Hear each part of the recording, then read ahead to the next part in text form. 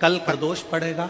बुधवार की प्रदोष पड़ती है तो शिव रजत भवन में निवास करते हैं। बुधवार की प्रदोष कामना की पूर्ति करती है। मेरा मेरी जीजी से, मेरी बहन से निवेदन है, तुम दुनिया के साल भर में कितने भी व्रत कर लो, तुम कितने भी उपास कर लो, तुम कितनी भी पूजन कर लो, तुम कितना भी अनुष्ठान कर लो, सारे व्रतों पर, सारे अनुष्ठानों पर, सारी पूजन पर सावन के महीने के जो सोमवार होते हैं, जो शिवरात्रि होती है, जो प्रदोष होती है, ये पूरे साल के व्रतों पर प्रबलता प्रदान करते हैं, बल देते रहते हैं। पर निवेदन है, सावन के सोमवार का व्रत करो, पर ऐसा व्रत मत करना कि तुम्हारे व्रत करने से परमात्मा को भी टेंशन हो जाए।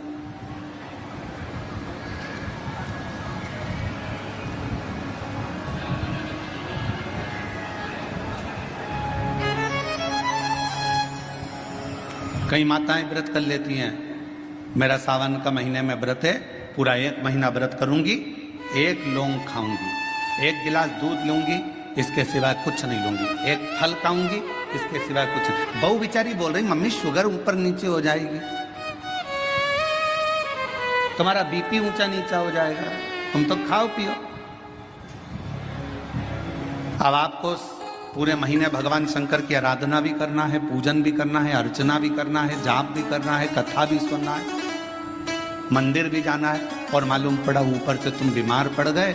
बीमार पड़ गए तो क्या मंदिर जा पाओगे? जम के तो बोलो नहीं। आराधना कर पाओगे? बैठकर भजन कर पाओगे? कथा सुन पाओगे? नहीं।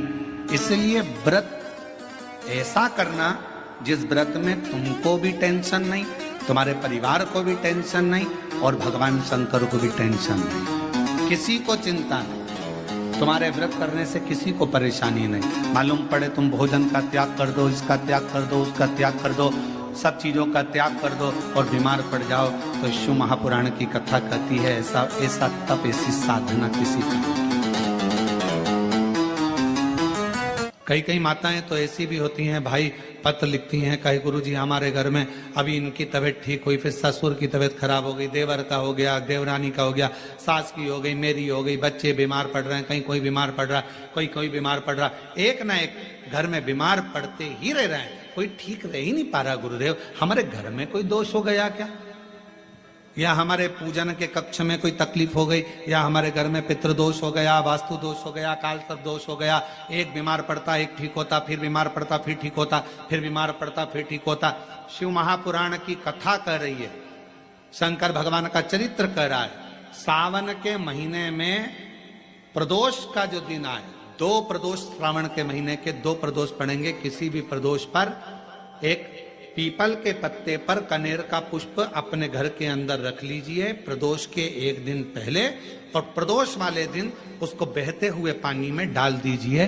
जिंदगी में जो तुम्हारे यहाँ तकलीफ चल रही है, एक उठ रहा है, एक बैठ रहा है, एक बीमार पड़ रहा है, एक ठीक हो रहा है, फिर बीमार पड़ रहा है, फिर ठीक हो रहा है, ये ठीक हुआ, फिर इसको हो गया, फिर इसको कुछ हो गया, फिर किसी को कुछ हो गया, अर्थात शिव का नाम लेकर।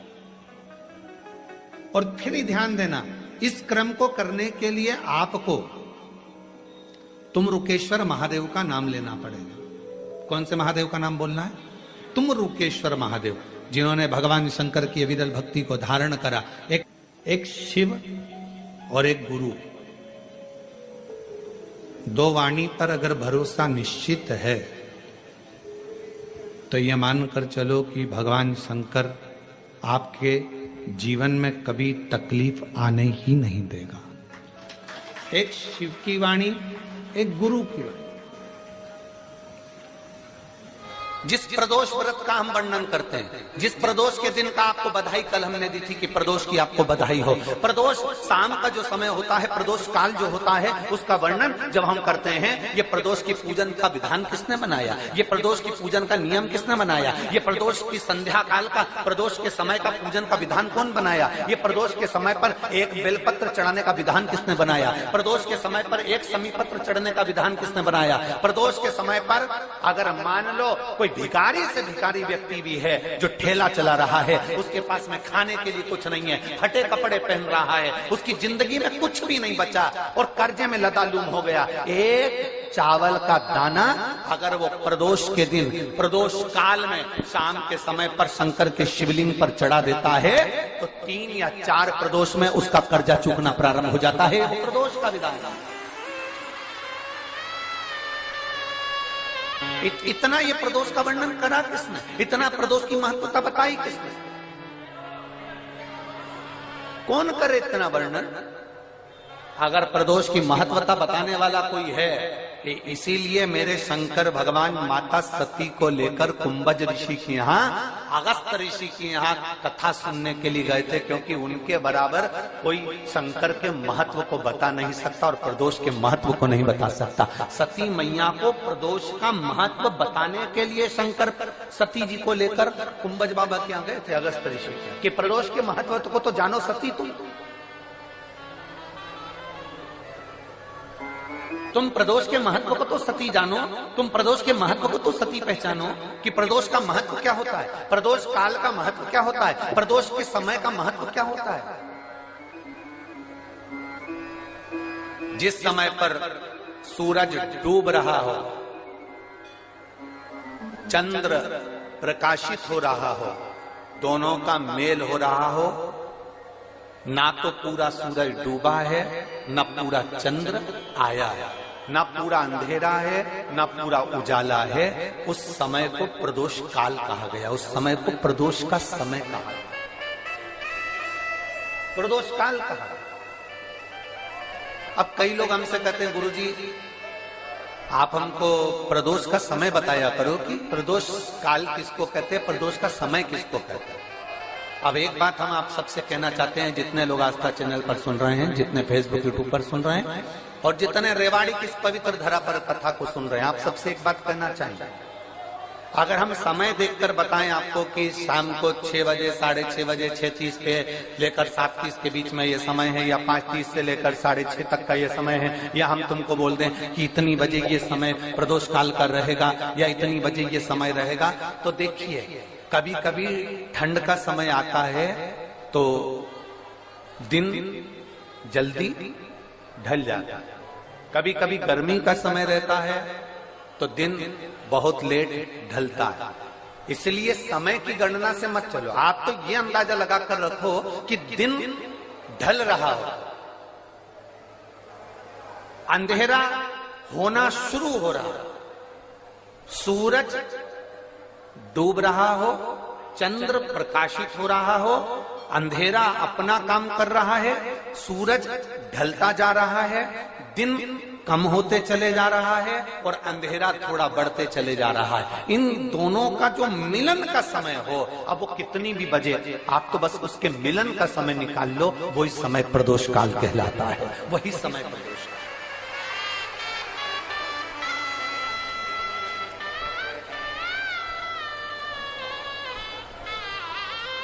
अब प्रदोष काल की पूजन का विधान किसने बनाया? कोई आपसे पूछे तो क्या बताओगे? जम के बोलो जल्दी से, कौन ने बताया था? अगस्त ऋषि। प्रदोष का नियम बना लो, शिव जी के शिवलिंग पर 5 जगह पर त्रिपुंड लगाना है चंदन का, समझेंगे अच्छे से। मान लो शंकर भगवान का शिवलिंग है और ये शिव जी का शिवलिंग है, ये जलाधारी है, ये गणेश जी का स्थान, कार्तिकेय का स्थान, बीच में अशोक सुंदरी का स्थान। शिव जी के ऊपर जो बूंद बूंद पानी जलाधारी में से टपकता है वो शिव जी की 5 लड़कियां, नाम बोलेंगे साथ में, जया, विषहरा, शामली बारी, दौतली, देव। शिव जी की 5 बेटियां। शिवलिंग में अगर आपने, डॉक्टर ने कहा कि बहुत बड़ी बीमारी है, तकलीफ है, 5 स्थान पर त्रिपुंड लगाना प्रारंभ करो।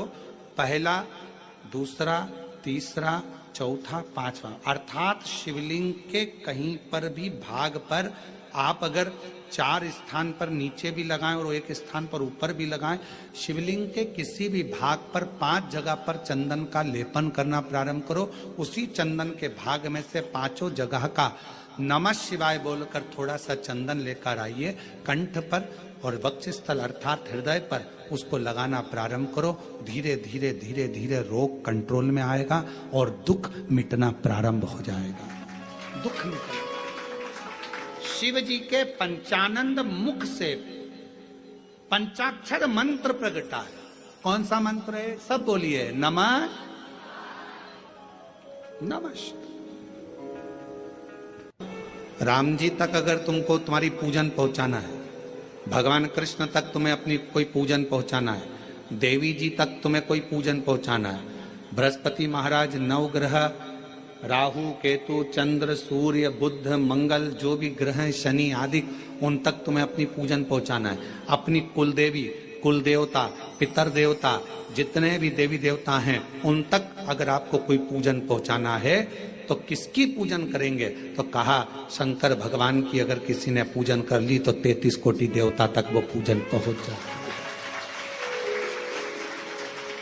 फिर वो पूजन 33 कोटि देवता तक पहुंच जाएगी। ये जितने भी देव हैं, जितने भी देवता हैं, जितनी भी देवियां हैं, जितने भी देव आदि कहें, चाहे वो पितर देव हो, चाहे कुल देव हो, चाहे वो कुल देवी हो, और जितने भी देवी देवता हैं, ये वृक्ष की पत्तियां, फूल और फल हैं। और मेरा देव अधिदेव महादेव इस वृक्ष की जड़ है। जड़ को पूज लोगे तो सारे वृक्ष के अपने आप पूरी पत्तियों को, पूरे फल को, पूरी पुष्प को पूज दिया जाए।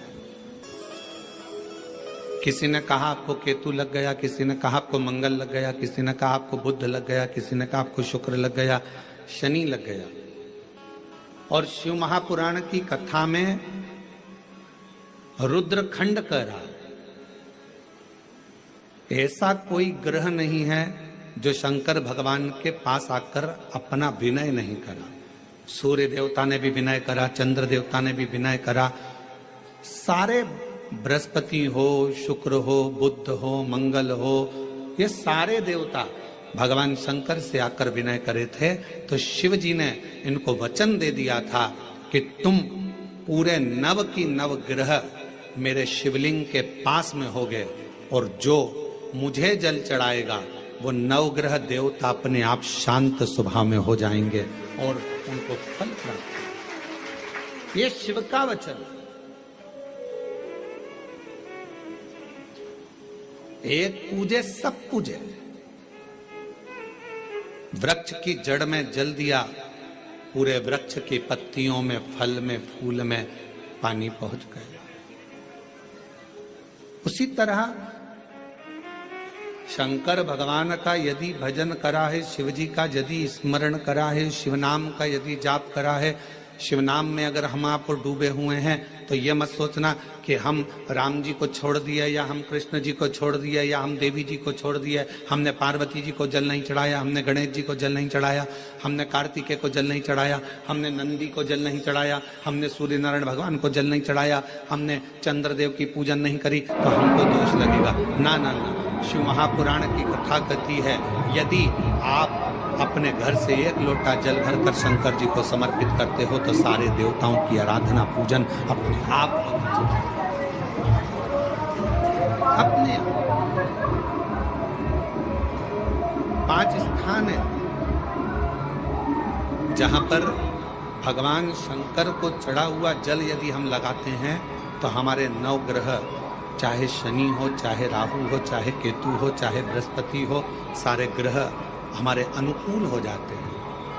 5 हैं। और सभी श्रोता भाई बहनों को कि कल प्रदोष व्रत मंगलवार का पड़ रहा है, लड़के को मंगल है, क्या करा जाए? कुछ मत करो। प्रदोष के व्रतों में वर्णन किया गया है कि रवि का प्रदोष, भौम का प्रदोष, मंगल का प्रदोष, बुध का प्रदोष, गुरु का प्रदोष, शुक्र का प्रदोष, शनि का प्रदोष। जो प्रदोष पढ़ते हैं पूरे महीनों में, पूरे वर्ष में, मंगल का प्रदोष निकाल कर रख लो कि मंगल का प्रदोष इस दिन पड़ रहा है। मंगल की त्रयोदशी तिथि पड़ रही है। और जिन लड़का लड़की को मंगल होते हैं, जिन कन्या और वर को मंगल होते हैं, केवल शंकर भगवान के मंदिर में जाकर चौमुखी दिया, 4 बत्ती का दिया आटे का, उसमें घी डालकर लड़की शंकर भगवान के मंदिर में मात्र 7 बार शंकर पे से उतार कर 3 बार स्वतः उतार कर शिव के मंदिर में रख देती है। उसका मंगल आड़े आता ही नहीं है, मंगल नहीं आता संग। मंगल प्रदोष व्रत का इतना महत्व है महाराज।